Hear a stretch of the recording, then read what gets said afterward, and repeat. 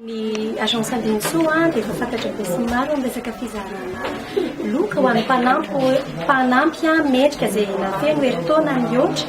Ny loka zarain'ny Agence Ambinintsoa zao toy ny androany dia misy vorotsiloza, gana, akoho, misy koety, misy vilany, misy elo, vilia sy ny sisa sy ny sisa. Ny ezahana tamin'ity taona ity zany mbola mitovy tamin'ny herintaona hoe akitsapaka, lalao. Dia zavatra ohatran'izay zany no zarainay tamin'ity taona ity.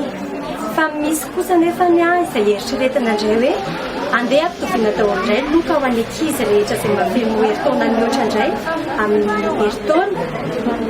Dia misy le loka mampiavaka le atao akitsapaka, misy an'le volana etsariary. Ho anay Agence Ambinintsoa zany hoe tokony himotive tsara ny mpanampy le zavatra omen'ny Agence Ambinintsoa satria misy arangay ny mpampiasa tsy mahavita manome.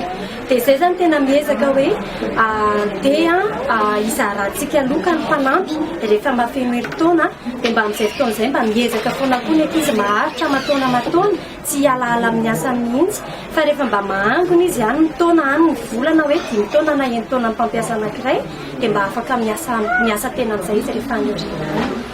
Za manokana zany efa tia manampy olona efa hatramin'ny fahazazako dia za zany mijery manokana hoe au lieu tena ame mahantra dia nataoko tato amin'ny asako ihany hoe le mpanampy izay navoakako ihany no ndeha ho zaraiko loka.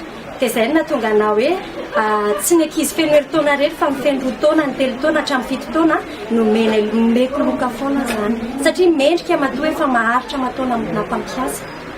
Ny ankizy mizaraina loka zany tamin'ity taona ity dia manodidina taona 503 no nisoratra anarany. Fa misy kosa tsy izahay no andeha hiaka ny ankizy hiantso ny ankizy hoe avy maka loka fa efa nilazaina foana hoe eto ampanaovana benifina hoe rehefa feno ny herintaona dia afaka misoratra anarana dia maka loka isaky ny 30 na 31 décembre.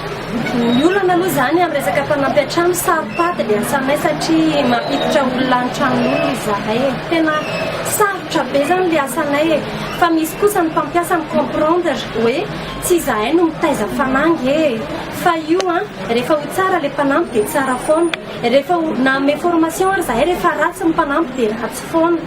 Fa misy ny mpampiasa micomprendre an'izay situation zay hoe tsy mora le asanay dia zay le fiarahana miasa zany entre mpampiasa sy ny agence.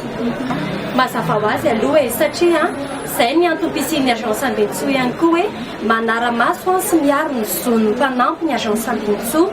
Misy ny mpampiasa manao abus zany hoe rehefa tsy mifanarakaraka ny le mpampiasa na tsy arakaraka ny eritreretiny dia tsy omeny tsotra fotsiny karaha mampanampy. Dia zay koa zany ny antony isiny hoe raha sanatria ka manana olana le mpanampy dia mananjo izy taraina atao amin'ny Agence Ambinintsoa dia zahay zany no manilanelana izay tsy tribonaly fa miantso ny mpampiasa dia miantso ny mpanampy dia eo ny fampiresaka hoe inona ny vahaolana.